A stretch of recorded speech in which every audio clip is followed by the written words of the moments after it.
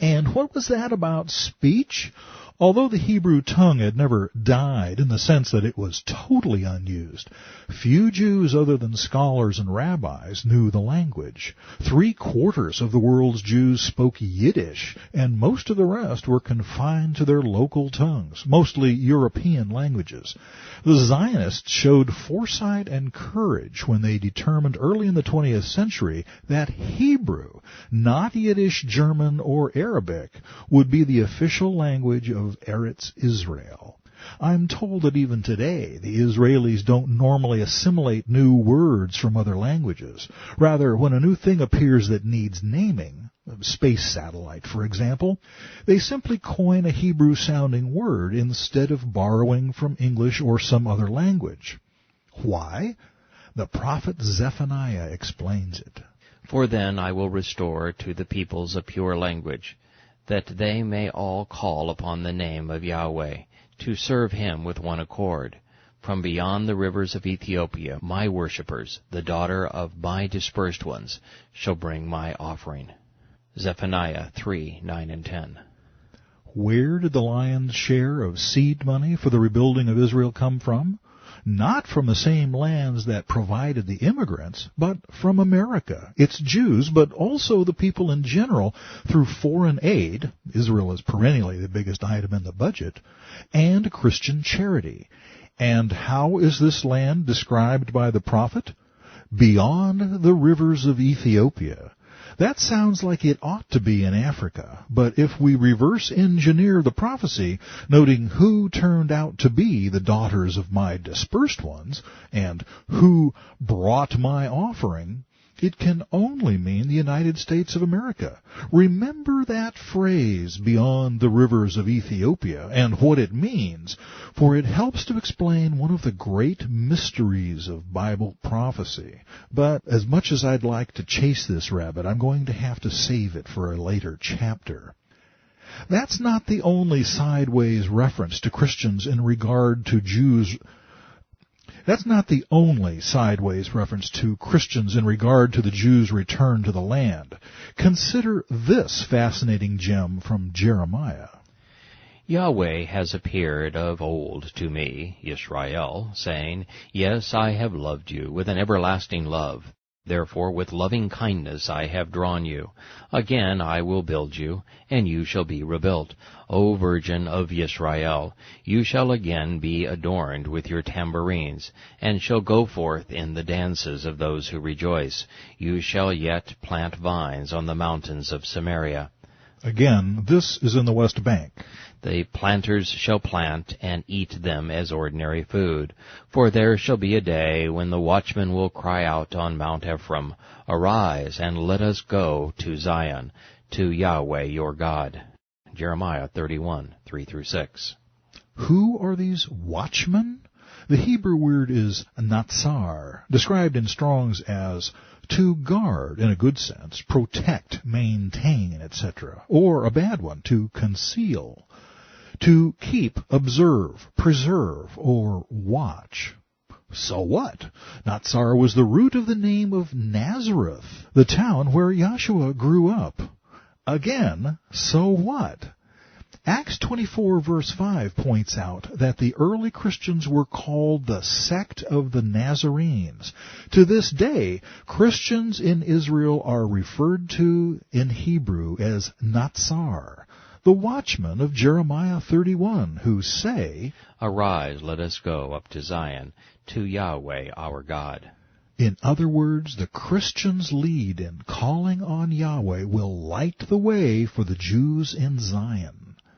It seems God never gets tired of calling his people home.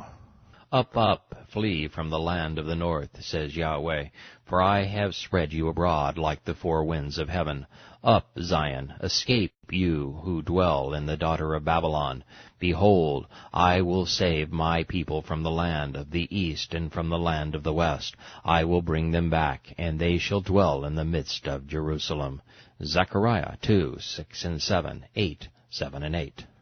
I guess Yahweh isn't impressed with Islamic claims on Jerusalem. He says his people are going to live there. And where will they come from? Abroad like the four winds of heaven. That is, all over the place, but primarily from the east to the west and the north. That is reality today. They have been dwelling in the midst of Jerusalem for over a century now, but especially since their stunning, dare I say, miraculous defeat of Muslim forces in the 1967 Six-Day War. Living there in peace and security is another matter.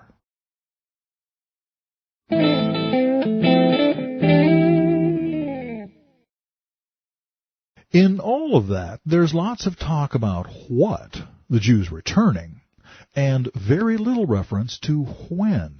You could conclude that it's a moot point, since Israel has already returned to the land physically, if not spiritually. Forget for a moment that the Muslims have been trying to drive the Jews into the Mediterranean since 1947.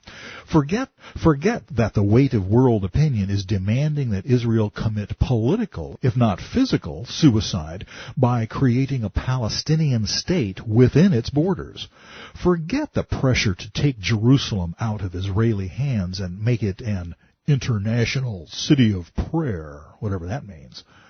Within the next quarter century or so, the Israeli Arab population, at its present rate of growth, will have grown large enough to vote Israel out of existence in the Knesset. Left to the devices of man, the Jews in Israel will eventually be driven back out of the land. But Yahweh has other ideas. And remember, He delights in doing the impossible, which is about what Israel's long-term survival looks like these days. I can assure you, however, that the Jews' presence, even a certain level of prosperity, in Palestine is assured at least through the middle of the tribulation. How can I make such an unlikely prediction? Because the Jewish temple must exist in Jerusalem with its traditional Levitical liturgy in full operation in order for the prophecies concerning the Antichrist to be literally fulfilled. Daniel prophesied that the temple would be the setting for some major events during the last days. That was a fairly remarkable statement for him to make, since Solomon's temple had been destroyed by his boss, Nebuchadnezzar, years before he received his vision. The prophecy is fairly complicated, involving near and far fulfillments, which were all future to the prophet, though not to us. The 2nd century BC, Antiochus IV Epiphanes morphs into the Antichrist in the middle of the prediction, but it's clear that the final fulfillment is reserved for the last days. We pick up the story in the 8th chapter. And out of them, Alexander's 4 generals, came a little horn which grew exceedingly great toward the south, toward the east, and toward the glorious land. And it grew up to the host of heaven, and it cast down some of the host and some of the stars to the ground, and trampled them, and even exalted himself as the high prince of the host. And by him the daily sacrifices were taken away, and the place of his sanctuary was cast down. Because of transgression, an army was given over to the horn to oppose the daily sacrifices, and he cast truth down to the ground. He did all this and prospered. Then I heard a Holy One speaking, and another Holy One said to that certain one who was speaking, How long will the vision be concerning the daily sacrifices and the transgression of desolation, the giving of both the sanctuary and the host to be trampled under foot? And he said to me, For 2,300 days, then the sanctuary will be cleansed. Daniel 8:9-14. Up to this point, all of this is fulfilled prophecy, though some of it may have future ramifications as well. The Seleucid ruler Antiochus Epiphanes began his persecution of the Jews, here called the host of heaven, in 171 BC, slaughtering a pig on the altar of the Second Temple. 2,300 days later, in December 165 BC, now celebrated as Hanukkah, Judas Maccabeus finally succeeded in restoring the temple to its proper service. If it's already fulfilled, why am I even bringing it up? It's because of what came next. Then it happened, when I, Daniel, had seen the vision and was seeing the meaning, that suddenly there stood before me one having the appearance of a man, and I heard a man's voice between the banks of the Ulai, who called and said, Gabriel, make this man understand the vision. So he came near where I stood, and when he came I was afraid and fell to my face. But he said to me, Understand, son of man, that the vision refers to the time of the end. Now he was speaking with me. I was in a deep sleep with my face to the ground, but he touched me and stood me upright. And he said, Look, I am making known to you what will happen in the latter time of the indignation, for at the appointed time the end shall be. Daniel 8:15-19. In other words, the Antiochus IV incident was just going to be a dress rehearsal for the real performance, a hint as to what it means to defile the sanctuary. The time in which this brutal scumbag lived could hardly be called the time of the end. In the very next chapter, a prophecy given 13 years later, Daniel was told that the Messiah would come almost 200 years after Antiochus. Not in so many words, you understand. You have to do the math. So the latter time of the indignation had to refer to something even later. Note, too, the telling phrase, And the appointed time the end shall be. Yahweh is telling us in no uncertain terms that He does have a timetable, that He will bring about His purposes, as He promised, on His own schedule.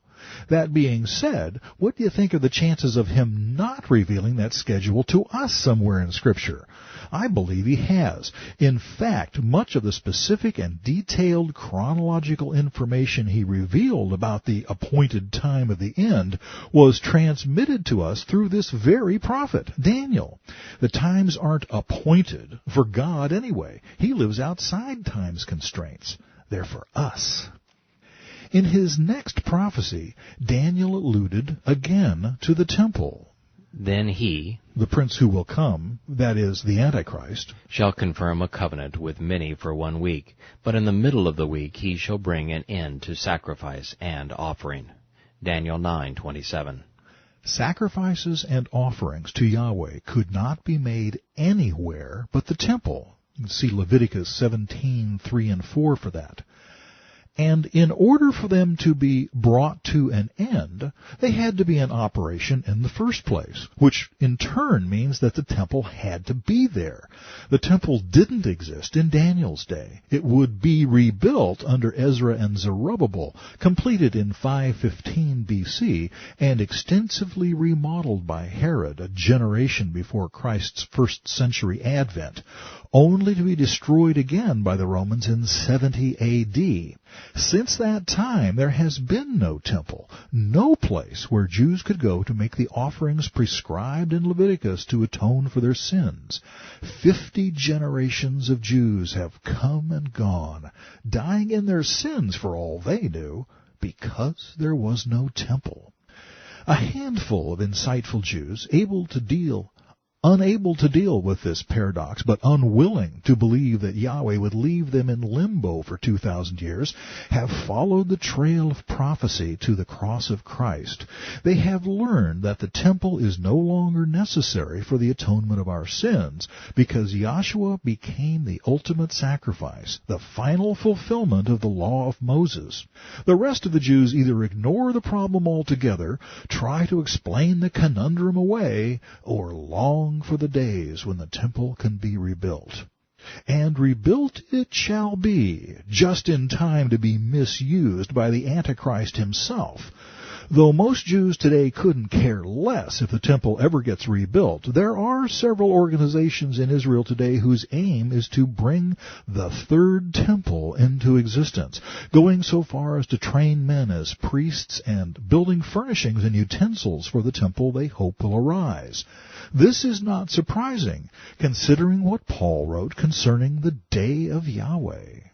That day will not come unless the falling away comes first, and the man of sin is revealed, the son of perdition, who opposes and exalts himself above all that is called God, or that is worshipped, so that he sits as God in the temple of God, showing himself that he is God. 2 Thessalonians 2:3 and 4.